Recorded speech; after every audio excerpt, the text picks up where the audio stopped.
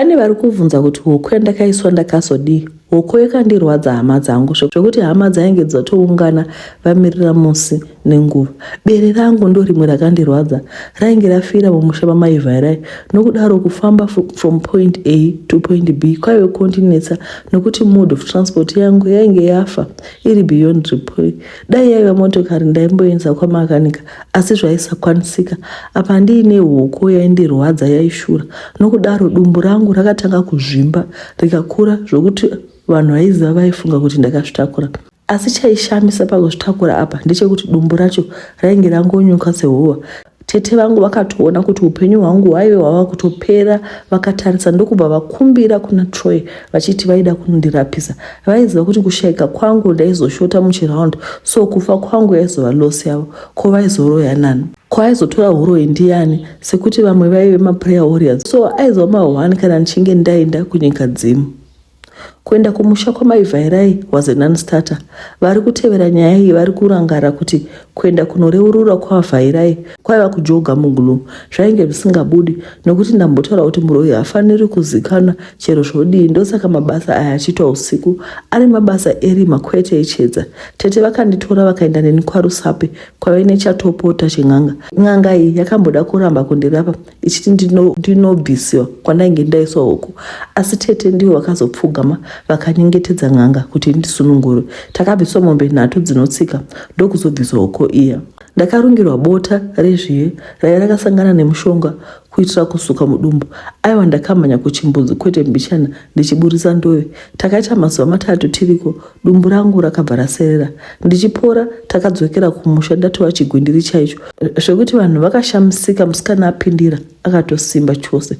Vaya vaifunga kuti mimba vakangofunga kuti yaba. Ndakaita chitsidzo ndikachera chikomba kuti ndaizosiya zvekuroya. Ndaida kuita chisikwa chitsva zvekupatrula usiku izvi ive a thing of the past. Ndainge ndapikira kusiya mabasa akaipa aya ndotoendawo kusvondo.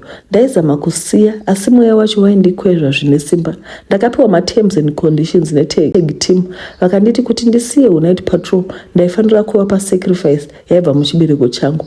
Ndakaona zvakarema kuti ndisacrifice mwana wangu kuma-night patrollers. Ndaitova ultimatum, andidi tainodyawo vevamwe ende the best nyama ndeyevacheche inenge iri soft. Kana iri yemunhu yakanaka ndeyepazvidyi apa, munyefu wega wega usina zvitsinga-tsinga. Saka kuda kusiya huroi kwandaida kuita kwakandisimudzira mhepo yakaipisisa kubva kumativi akasiyana-siyana. Ndakava nekurwiswa nevaroi vemunharaunda yandaigara nokuti vaitya kuti ndaizovafumura mafambiro avo.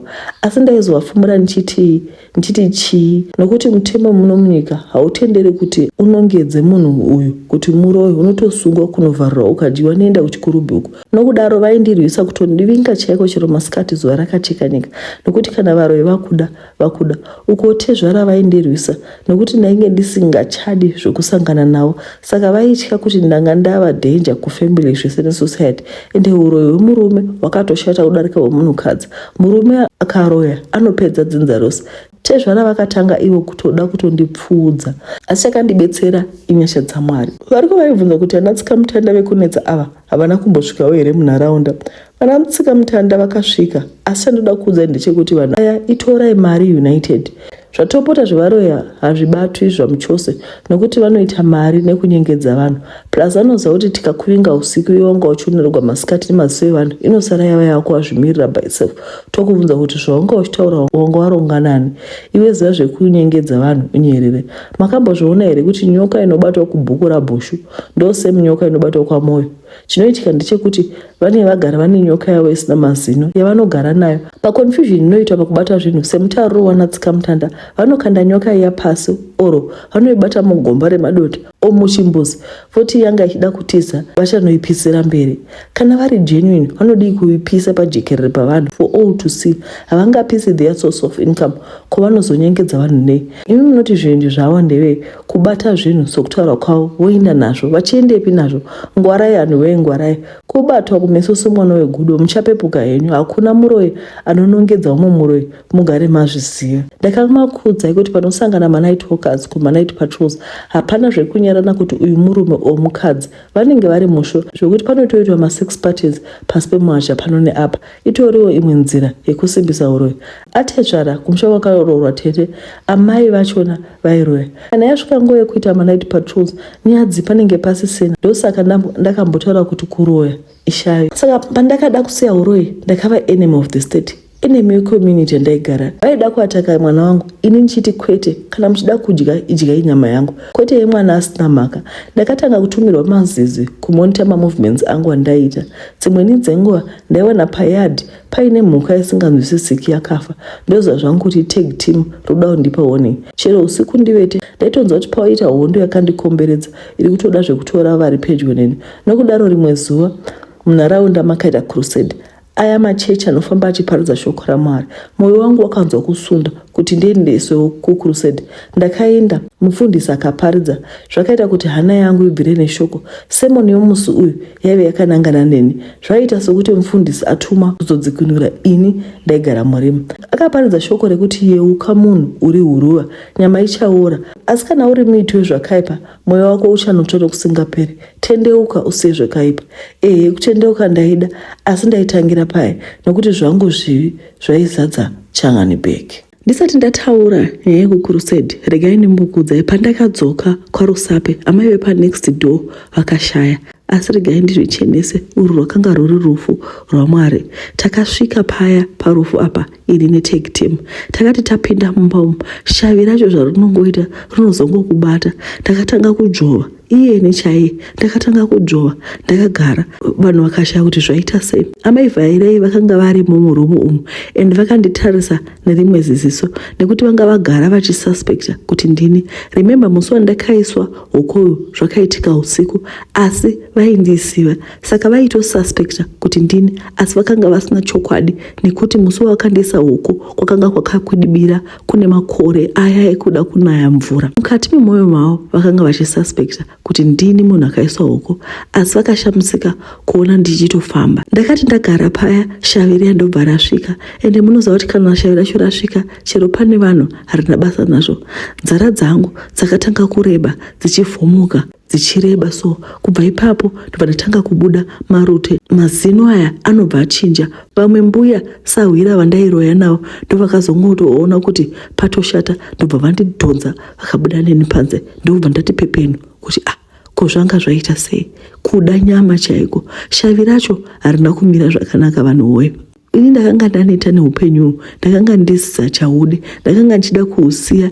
Hungava upenyu here kuti kana ukaenda kurufu unongokaruka wakutorwera mate vanhu varipo. Imi ndakanga ndaneta neupenyu, ndakanga ndisiza chadi. Shavi rachona harina timing, rikada kundinyadzisa pane vanhu.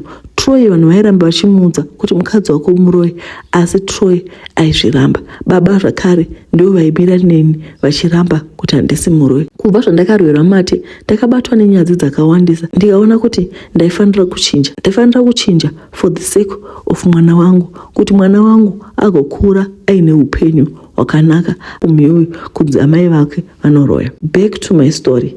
Crusade iyi yaipedza vhiki rose. Ndakadzokera kumba, asi musi uyu handina kana kumbonzwa hope. Ndaiti kana ndoda kurara, ndainzwa senge vanhu vari kuda kundidzipa kuti ndifume ndiri chando chaicho. Ndipo pandakapfugama for the first time in my life ndichitaura naMwari. Chekutaura ndaisaziva, asi ndakarangarira umwe munamato wataiita kuprimary yandakadzidza pachikoro cheRoma. Ndinobvuma pane Mwari ana masimba ose nepanemi hama dzangu kuti ndakatadza kwazvo mukufunga nemukureva. Zvimwe ndaingotaurawo handichambozivi kuti chii, asi ndapedza kutaura ndakanzwa kurerukirwa kwakanyanya zvekuti chero kurema kuya kukabva kwapera. Ndakatovatawo zvakanaka musi uyu. Mangwana ndakadzokera kuCrusade. Kwaive netopic yesimba remunamato. Ndakaona kuti hazvibetseri kufira musaga. Mufundisi akanga atumwa kuzotaura neni. Shoko richiparidziwa ndakaona papulpit pachibvira moto. Ndakatadza kugara. Mwari vakandidisturba. Mufundisi akaramba achitaura. Ndikatoona kuti ndirambe ndakagara pacheya ndaizotsva. Ndakashaya kuti ndoita sei. Mwari vakandidisturba.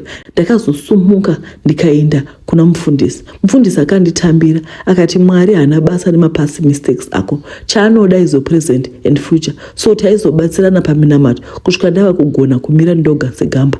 Crusade yakazopera. Ndikabva ndaunganidza zviroeso zvangu zvese nematools ebasa reusiku. Mufundisi vakapisa hepanoi pakunobhabhatidzwa. Inika yakava hondo naSatani. Musi wekubhabhatidzwa wangu wakasvika. Ndakati ndichisumuka ndakugadzirira kuenda kunobhabhatidzwa ndobva ndangowira pasi. Ndakatanga kuita kunge munhu apinda mukoma chaiyo. Vanhu vakaungana vakandinamatira. Zviya zvekutoona kuti yakanga iri hondo yekuti ndaisafanira kusharudza Jesu samuponesi wangu. Ndakazomuka mushure mekunge ndanamatirwa ndokubva ndafamba ndichinanga mumvura. Ndakati ndapinda mumvura ndikanzwa kunge makumbo angu akanga achibatwa. Taibhabhatidzirwa murwizi so kumusha. Handiti munongozivawo zvinhu zvekumusha.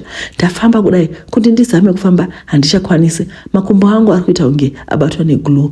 Ipapo ndichitarisa zvinhu zvakanga zvichiitika mumweya. Ndakaona varoi vose vandairoya navo vachiuya vachiti why sei uchida kutisiya. Vatete vangu vakanga vari pamberi ndo vaitaura kuti ndakabvisa mombe 3 kuti ndikubvise hoko kuti uzosharudza kuti siya. Vakanga vakatsama vakandipa mathreats akawanda.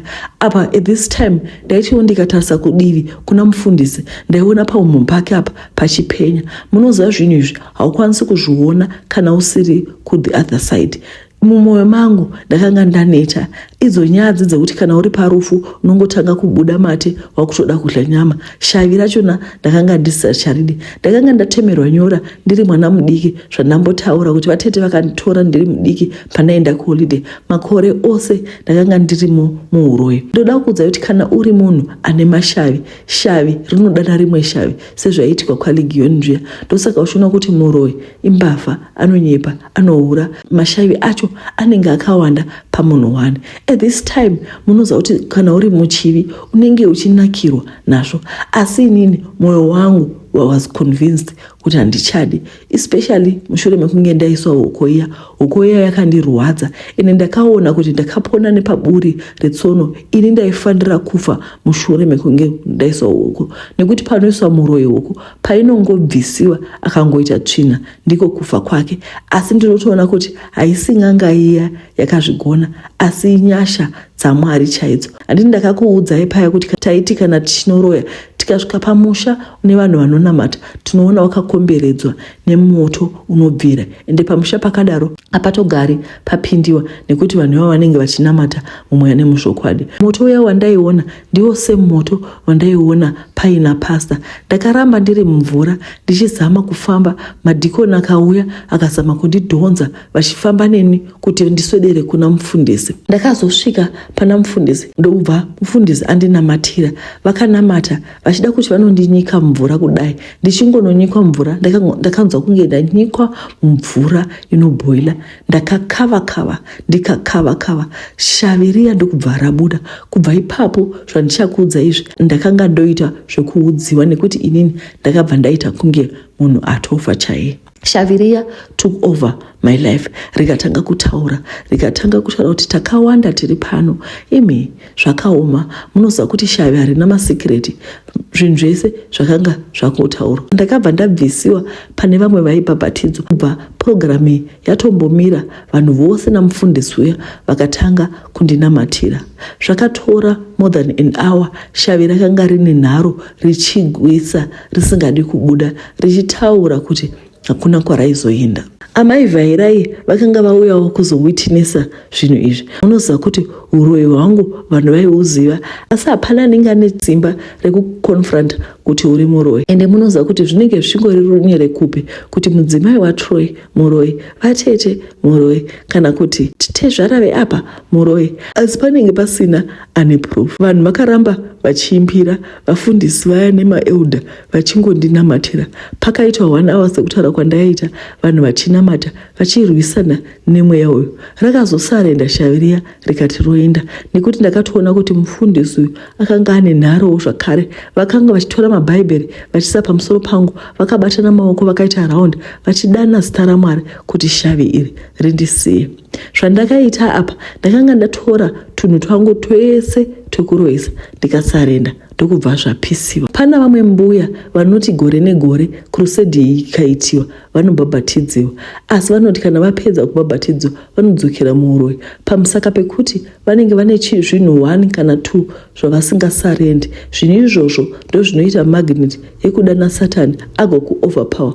First weeks panopera crusade munhu anenge achiresista, asi tikati gare tikapinda 3 months 4 months unoona munhu anenge ari relaxa ubva angodzokera muuroyi uya. Mushure mekunge ndaiswa huko, ndakanga ndaona rufu nemaziso angu, saka ndakazviudza kuti ini ndakanga ndichida kusiya zvinhu izvi. Makore ose ndaienjoya power iyi yekuva muroyi. Zvaindinakidza kubhururuka nekuva munhu angori powerful, nekuva munhu anokontrola vanhu, nekuva munhu anogona kusvika agokushanda iwe wakarara usina power. Asi kuiswa huko kwandakaita yakava a turning point. Yakaita kuti ndione kuti I was powerless. Yakaita kuti ndione kuti kana ndaida kurarama ndaifanira kusiya uroyi uyu. Shavi rakazotera buda, ndobva ndaenda ndikanyikwa mvura ndikabhabhatidzwa. Ndiko kusiya kwandakaita uroyi, ende shavi riya rakabva raoneka zvachose. Ndakatotendeuka, uroyi ndakasiya, ndava kutoendawo kuchechi naTroy tichiri tese, uye haana kumbobvira aziva kuti mudzimai wake is a former night walker, former patroller, former muroyi. Pane abvunza kuti amai vamwene vairo here? Kwete, vaisaroya zvamuchose, asi baba Tezvara vakavakwidibira zvokuti vaisambosimudza musoro. Ndinovakurudzira amai kuti vanamate, nokuti hapana chinokunda simba rekunamata. Tete vangu vakandipinza muuroyi vachiri kungoroyi. Ini naTroy takazobva munharaunda umu nokuti varoyi ava vairamba vachindishanyira vachida kundiataka. Upenyu hwangu huri kutofamba zvakanaka. Ndakatotendeuka zvemachokwadi. Vatete, ndipo paperera nyaya yangu. Ndatenda. Good morning Zimbabwe, how are you? Mamuka seiko kumativi mana enyika amuri. Nyaya yenyu yadzoka zvekuvanga vangotigumizira mupanzira vachitaura kuti varoyi vanoroya so, inani audomboziva kuti nyaya yacho ine matwist and turns. Munhu anotozogumisira atotendeuka kuti ndakadozosiya zvezveuroyi, havana kumbondiudza posapa. I'm also surprised, but I think chandangofarira ndechekungoti in the end Mwari anongowina. Ngatidzidzei vanhu vanonamata mweya nemuzvokwadi, tisiye zvakaipa, tigone kutendeuka, tive neupenyu hwakanaka. It's not easy. Munoziva kuti if you're in sin, you struggle with sin, usingatomboiti. And you tell yourself kuti nhasi, today I'm stopping. Zvakufanira munhu anopota fudya. Unotaura kuti today I'm stopping. You find yourself relapsing again. Nekuti takazvarwa nembereko yechivi, asi ngadai Mwari atinzwira ngoni. Anzi lead us not in temptation and deliver us from evil. So ngatinamatei Father's prayer.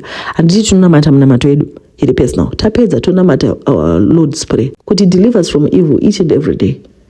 Because Satan unenge uchida kutotidzosera muzvitema zvedu. Besides zvekuroya, pane zvimwe zvatinenge tichitoita zvakashata zvatinostruggle nazvo. Mwari ngatibatsire tikwanise kusiya zvakaipa. Ndipo papera nyaya yedu. Chadzoka zvakare nyaya dzatinadzo nhasi dzakati wandei. Nyaya iyi vanhu vazhinji vachema kwaiswa hatisikuwa chishona. Zihlobo zami bakithi ngicela nibengezele kancane. Indaba le yaqala phezulu ilo part 1 no part 2. So manje ukuthi ngibe ngiyitranslator le izothatha isikhathi because you be lost. So siyoqala ngalezi ezilandelayo siyabe sesitranslator sesifaka kusingisi because inkinga ekhona ukuthi abanye bakhuluma isiNdebele kodwa abakhona abanye ababuye eMalawi ababuya belokhu besithi nathi sifuna ukuzwa. So ngihle ngabona ukuthi kungcono sisebenzise isilungu so that everyone could be accommodated. Hayi siyabonga, libe lo suku oluhle.